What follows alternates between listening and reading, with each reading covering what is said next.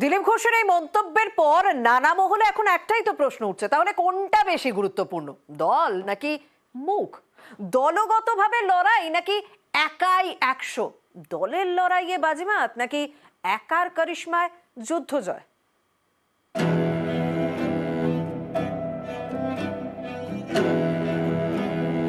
এক সময়ে বিজেপি মানে এই দুই নেতা।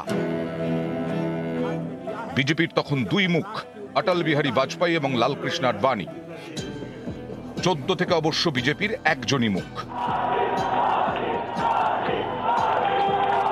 প্রার্থী তো নিমিত্ত মাত্র, এ তো প্রধানমন্ত্রীর ভোট, প্রধানমন্ত্রী করার নির্বাচন। ভারতবর্ষে কোন ভোটার পাগল হয়ে গেছে যে মোদিজিকে ছেড়ে অন্য লোককে প্রধানমন্ত্রী চাইবে? 2014-এ নরেন্দ্র মোদী প্রধানমন্ত্রী হওয়ার পর থেকেই বিজেপি নেতাদের গলায় বারবার 56 ইঞ্চির হুঙ্কার।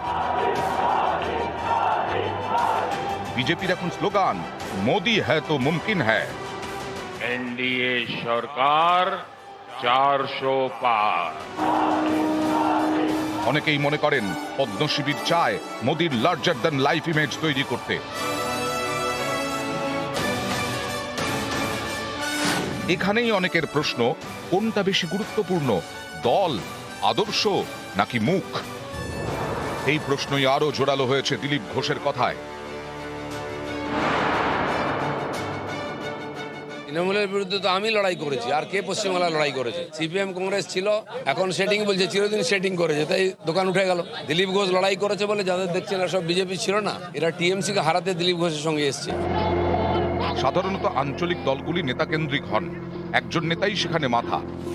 যেমন তৃণমূলে মমতা বন্দ্যোপাধ্যায়, আম আদমি পার্টিতে কেজরিওয়াল, জেডিইউয়ের নীতিশ কুমার, বিজেডির নবীন পটনায়ক, এনসিপির শরদ পাওয়ার, আরজেডির লালু প্রসাদ, ডিএমকের এম কে স্ট্যালিন, টিডিপির চন্দ্রবাবু নাইডু, বিআরএসের কে চন্দ্রশেখর রাও, বহুজন সমাজ পার্টির মায়াবতী, সমাজবাদী পার্টিতে এখন অখিলেশ যাদব। কংগ্রেসের মতো বড় দলেও নানা সময়ে মুখ বড় হয়ে উঠে এসেছে, যেমন একসময় জওহরলাল নেহেরু, তারপর ইন্দিরা গান্ধী এবং অবশ্যই রাজীব গান্ধী। আর এখন বিজেপিতে নরেন্দ্র মোদী। তবে এই মোদীর কারিশমা বেশ কয়েকটি রাজ্যের বিধানসভা ভোটে কাজ করেনি। রাজ্যে রাজ্যে দেখা গেছে সেখানকার নেতাকেই ভোটাররা বেছে নিয়েছেন। এবার সামনে লোকসভা ভোট। 5 বছর আগের লোকসভা ভোটের এ রাজ্যে বিজেপির বিপুল শক্তি বৃদ্ধি হয়। 2 থেকে 18-এ পৌঁছয় বিজেপি। তখন বঙ্গ বিজেপির ক্যাপ্টেন দিলীপ ঘোষ। 19-এর আগে 16-এ তিনি বিধানসভা ভোটেও জেতেন। এরপর 21-এ দলকে 3 থেকে 77-এ নিয়ে যান। দিলীপ ঘোষ এখন বঙ্গ বিজেপির সেরকম কোনো পদে নেই, কিন্তু তিনি সবসময় লাইমলাইটে। প্রতিদিন মর্নিং ওয়াকে, ক্যামেরার সামনে, প্রতিদিনই বাইট, প্রতিদিনই খবরে। তাহলে কি দিলীপ ঘোষই এখন বঙ্গ বিজেপির মুখ? রেসে কি শুভেন্দু অধিকারীও আছেন? তিনি বিরোধী দলনেতা। এবার বিজেপির প্রার্থী ঠিক করার ক্ষেত্রে তাঁর মতামতকে যথেষ্ট গুরুত্ব দেওয়া হয়েছে।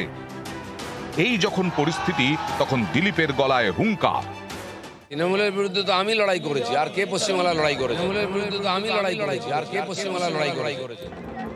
জেতা আসন থেকে সরানোর পরেও রোজ প্রাসঙ্গিক দিলীপ।